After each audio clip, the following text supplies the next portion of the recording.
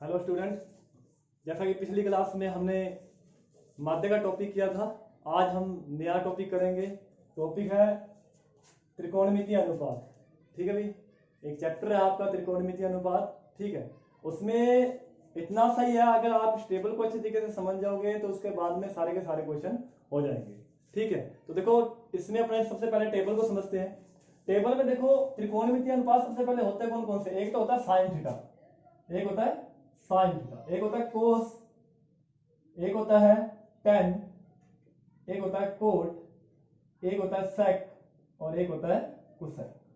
ठीक है, जो कि यहाँ लिखे हुए हैं sine theta, cos theta, tan theta, cot theta, sec theta और कोसेक थीटा। देखो बच्चों, हमें sine 0, sine 30, sine 45, sine 60, sine 90 इन सब की वैल्यू चाहिए। ऐसे साइन की, ऐसे कोस की, टेन की, कोट की, सेक की और कोसेक की। तो देखो किस तरीके से निकालेंगे। देखो साइन की वैल्यू निकालने के लिए एक छोटा सा सूत्र आप ध्यान में रखना। देखो √0/4, √1/4, √2/4, √3/4 और √4/4। देखो किस तरीके से याद रखोगे। नीचे तो आएगा 4, ऊपर काउंटिंग चलाओगे 0 1 2 3 4 तक। ठीक है, तो साइन थीटा की वैल्यू कैसे बनेगी। देखो 0/4 कितना होता है 0, और √0 कितना होता है हमारे पास 0। ठीक है, √1 का वर्गमूल हो गया 1 और 4 का वर्गमूल क्या होता है 2। वैसे देखो हमारे पास अब आया 2/4, तो √2/4 देखो 2/4, तो 2 एकम 2, 2 दूनी 4, यानी कि बनेगा √1/2। तो √1 का तो होगा 1 और √2 इसका पूरा पूरा स्क्वायर रूट नहीं निकलता, तो ये √2 ही रहेगा। तो ये हमारे पास आ जाएगा 1/√2। ठीक है, उसके बाद में √3 इसका पूरा पूरा स्क्वायर रूट नहीं है, तो ये ऐसे कैसे रहेगा। √4 का होता है 2, अब 4 में 4 का भाग देंगे 1 और ये वैल्यू आ जाएगी √1 का जो वैल्यू होता है वो क्या होता है 1 होता है। तो देखो साइन की वैल्यू जो निकालनी है, या तो आप देखो दो तरीके हैं आपके पास, या तो आप साइन की वैल्यू याद रख लो, फिर इस झंझट में पढ़ने की जरूरत नहीं होगी। अगर साइन की वैल्यू याद नहीं रख सकते तो आप इस तरीके से भी कर सकते हो। नीचे 4 आएगा, ऊपर काउंटिंग चलाओगे 0 से लेकर 4 तक, तो यहां से साइन की वैल्यू निकाल दोगे। अब देखो कोस, कोस कैसे निकालोगे, इसको पीछे से स्टार्ट करो। देखो जो पीछे है सबसे पहले आ जाएगा, तो ये सेकंड लास्ट वाला सेकंड नंबर पे आ जाएगा। फिर ये आ जाएगा 1/√2, ये आ जाएगा 1/2 और ये आ जाएगा आपके पास जी। इस तरीके से निकालना है। देखो क्या होगा, साइन आपके पास आ चुका है, कोस पीछे से स्टार्ट कर दोगे 1√3/2, 1/√2, 1/2 और 0। अब देखो टेन थीटा, टेन थीटा देखो टेन थीटा का आपके पास फॉर्मूला होता है बच्चों, टेन थीटा बराबर होता है साइन थीटा बटे कोस थीटा, साइन थीटा बटे कोस थीटा। यानी कि आपने क्या करना है, साइन में कोस का भाग देना है। कैसे, 0/1 कितना होगा 0। अब इसमें इसका भाग देंगे तो क्या होगा, देखो √2 से √2 कर देगा। ठीक है, जैसे मान लो 1/2 में आप भाग देते हो √3/2 का, तो देखो 2 से 2 कट जाएगा, क्या आता है 1/√3। तो ये हमारे पास आ जाएगा 1/√3। उसके बाद में देखो इसमें इसका भाग देंगे, जैसे ये भाग दिया ना वैसे अब भाग देना सबका। देखो इसमें इसका देंगे तो पूरा कर देगा, तो क्या आ जाएगा 1, जब पूरा ही कर देगा तो क्या आएगा 1। वैसे इसमें इसका भाग देंगे तो देखो 2 से 2 कट गया, √3/1 आएगा, बटे में 1 लगाने की जरूरत अपने को नहीं। आई बात समझ में। और उसके बाद में यहाँ आएगा 1/0, देखो साइन बटे कोस 1/0। एक चीज ध्यान रखना, जब भी 0 हर में आएगा यानी कि नीचे की तरफ आएगा तो वो हमेशा क्या बनता है, अनंत बनता है, जिसे अपरिभाषित भी लिखते हैं। वो साइन होता है अपरिभाषित का, ये अनंत वाला। ठीक है, तो ये अपरिभाषित होगा, ये आ जाएगा अनंत। ठीक है, अब देखो भाई 10 आ गया, कोट कैसे आएगा, वही चीज जैसे कोस को क्या साइन का उल्टा किया था ना, वैसे ही कोट को क्या करेंगे, पीछे से स्टार्ट कर दो, अनंत √3 1/√3 और क्या आ जाएगा हमारे पास, ये आ जाएगा 0। अच्छे तरीके से समझ में आ गया होगा। ठीक है, अब देखो सेक, सेक थीटा के लिए भी आप एक फॉर्मूला, एक टेन का और एक सेक का, ये दो फॉर्मूले आपने ध्यान रखना इस टेबल में। ठीक है, तो सेक थीटा बराबर होता है 1/कोस, 1/कोस यानी कोस का उल्टा। ठीक है, तो देखो एक बटे कोस करेंगे यानी कि अपने पास आ जाएगा 1/1, यानी कितना आ जाएगा 1। इसको रफ कर देते हैं।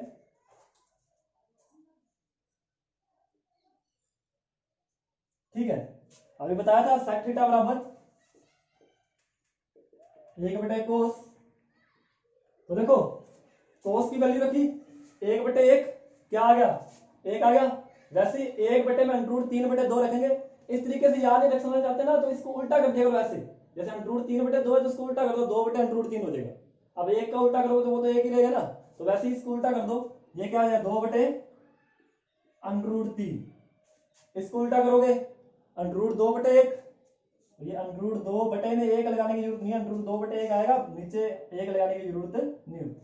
वैसे ही इसको उल्टा करोगे तो क्या बनेगा 2/1, यानी कि ये आ जाएगा अपने पास 2/1, नीचे 1 लगाने की जरूरत नहीं है। अब जीरो को उल्टा करके यहाँ पर जीरो मत लिख देना। उल्टा करने का मतलब है कि 1 के बटे में रखा है। आई बात समझ में। अब ये कोस 0 है ना, ये तो देखो 1/कोस की वैल्यू है 0, तो 1/0। अभी मैंने आपको बताया था जब 10 की वैल्यू निकाल रहे थे अपने, मैंने बताया था जब भी हर में 0 आएगा तो क्या बनता है, तब अपना अनंत बनता है। क्या बनता है अनंत। तो यहां बनेगा अनंत। बात समझ में आ गई होगी अच्छे तरीके से। देखो उसके बाद में कोसेक, कोसेक कैसे निकालेंगे, फिर वही बात पीछे से स्टार्ट कर दो। अनंत 2 √2, 2/√3, और ये आ जाएगा आपके पास 1। ये आपकी टेबल अभी अच्छे तरीके से समझ में आ गई होगी। ठीक है बच्चों, एक चीज का आपने ध्यान रखना है।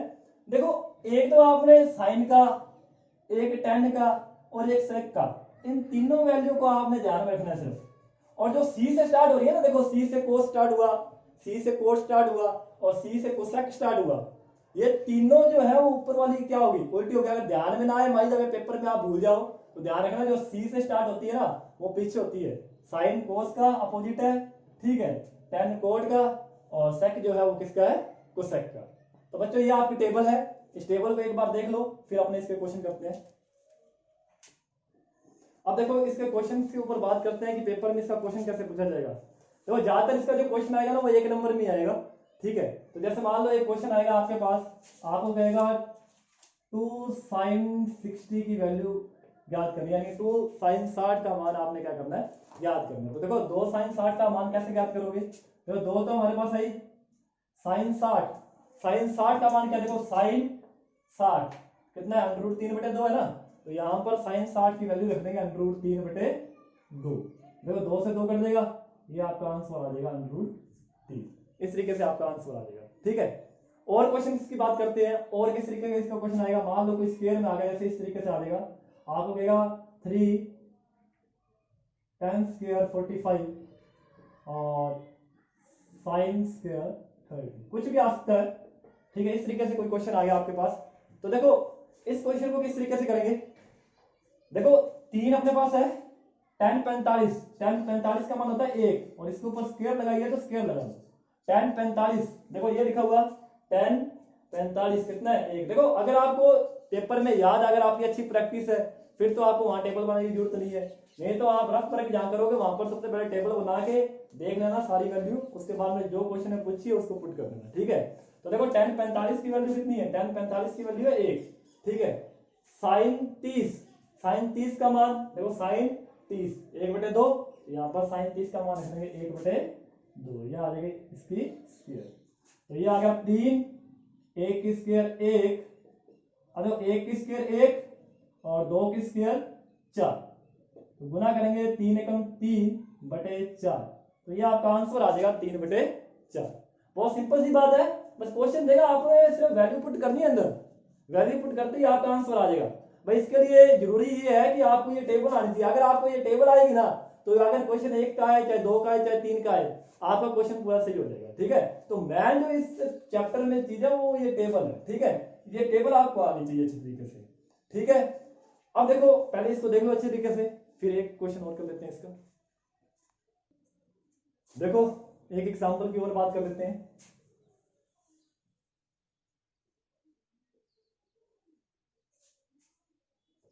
देखो एक क्वेश्चन और लेते हैं आपके, जैसे क्वेश्चन आ गया आपके पास sin 30 cos 60 plus cos 30 sine 60।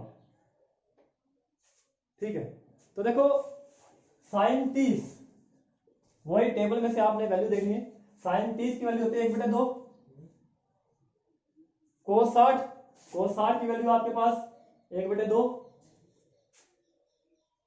वैसे टेबल में से कोस 30 का मान है आपके पास √3/2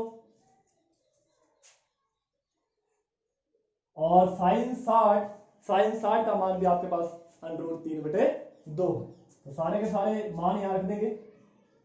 तो देखो एक को एक से गुना किया 1, 2 दूनी 4, √3 को √3 से किया 3, 2 दूनी 4। आ गया भाई, एलसीएम ले लेंगे भाई इसका। नीचे सेम है तो वो 4 आ जाएगा, ऊपर वाला जुड़ जाएगा। 3 और 1 4 और 4/4 कितना आ जाएगा 1। आई बात समझ में? कुछ नहीं है, ये क्वेश्चन आपको दिया हुआ था। ठीक है, आपने क्या करना है, इसके अंदर वैल्यू पुट करनी है। वैल्यू पुट करोगे, ठीक है, उसके बाद में एलसीएम लोगे तो आपका आंसर आ जाएगा। अच्छे तरीके से देख लो इस क्वेश्चन को। फिर एक क्वेश्चन इसका और करवा देते हैं आपको। ठीक है भाई, अच्छे तरीके से समझ में आ गया होगा ये क्वेश्चन।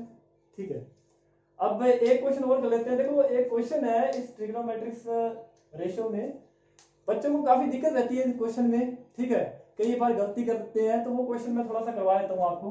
तो देखो क्वेश्चन क्या है आपके पास, क्वेश्चन देखो क्वेश्चन नंबर 4, इससे पहले 3 करवा दिए हैं, तो ये क्वेश्चन नंबर 4 है आपके पास। तो देखो अपने पास आएगा,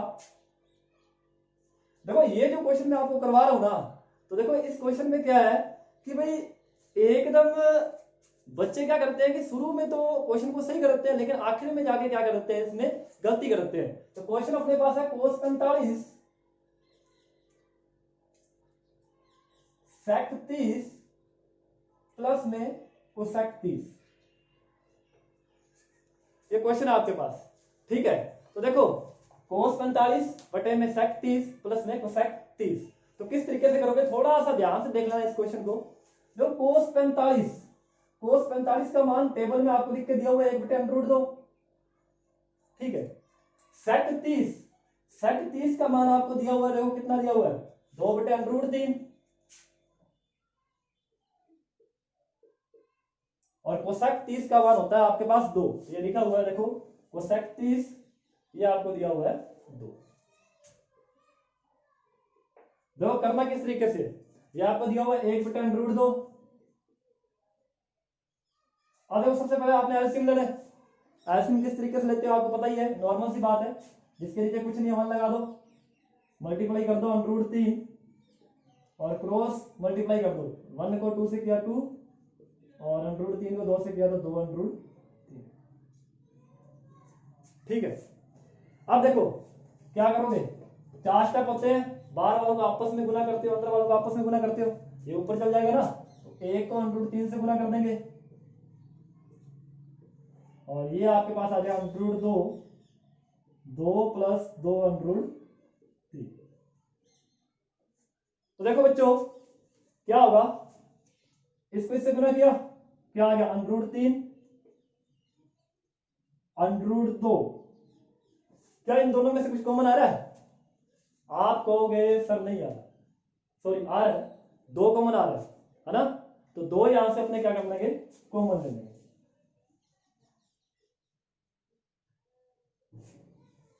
आ गया? ठीक है, तो देखो यहां कर लेते हैं, इसको रफ कर लेते हैं।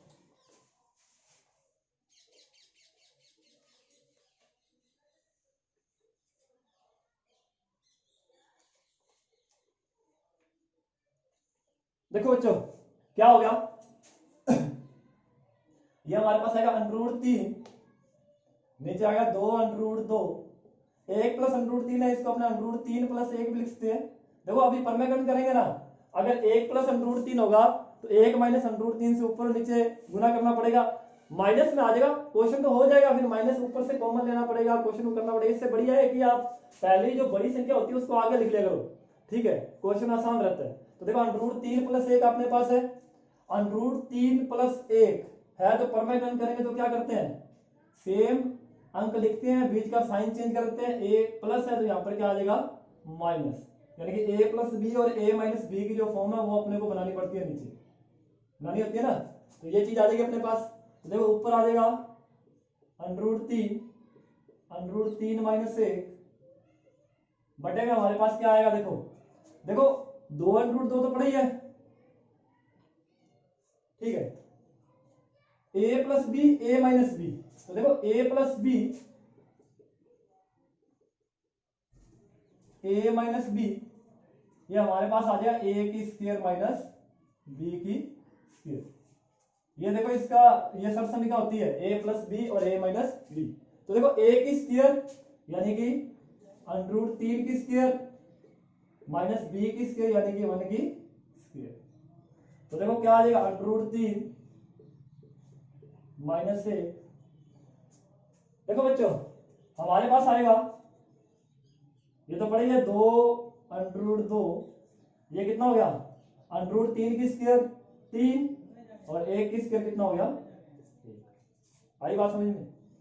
ये आ गया अपने पास अंडरूट तीन माइनस एक, तो ये आ जाएगा देखो तीन माइनस एक दो, दो दूनी कितना हो गया चार अंडरूट दो हमारे पास आ जाएगा। पर बेटा एक चीज का आपने ध्यान रखना है, कभी भी क्वेश्चन आता है ना तो अपने डिनोमिनेटर में यानी कि हर में कभी भी अंडरूट की वैल्यू नहीं रखते, कभी भी रूट की वैल्यू नहीं रखते। तो यहां से अंडरूट दो को अपने हटा सकते हैं, अंडरूट दो को हटाने के लिए अपने क्या करेंगे अंडरूट दो से ऊपर और अंडरूट दो से नीचे गुना कर देंगे भाई, पर मैं कर देंगे। तो अंडरूट तीन को अंडरूट दो से किया अंडरूट 6, ये अंडरूट तीन माइनस एक, तो देखो अंडरूट दो को अंडरूट दो से किया दो और दो को चार से किया तो अपने पास कितना आ जाएगा 8 आ जाएगा। थोड़ा सा बच्चों ध्यान से देखना आपने, क्वेश्चन देखने में बहुत ज्यादा सिंपल है, बच्चे बहुत ज्यादा गलती करते हैं। कोई बच्चे क्या करते हैं यहाँ से कभी ये प्रमेय नहीं करते, आधा ही छोड़ देते हैं, कभी कभार क्या आएगा यहाँ तक छोड़ तो दोगे लेकिन एग्जामिनर एक आधा नंबर काट देता है, और 3 नंबर में अगर ये क्वेश्चन आ जाए तो एग्जामिनर इसमें 1.5 या 2 नंबर दे देगा, 1 नंबर काट देगा। अपने को इस क्वेश्चन को पूरा पूरा ही करना है, ठीक है। तो अच्छी तरीके से देख लिया होगा आपने, समझ में आ गया होगा।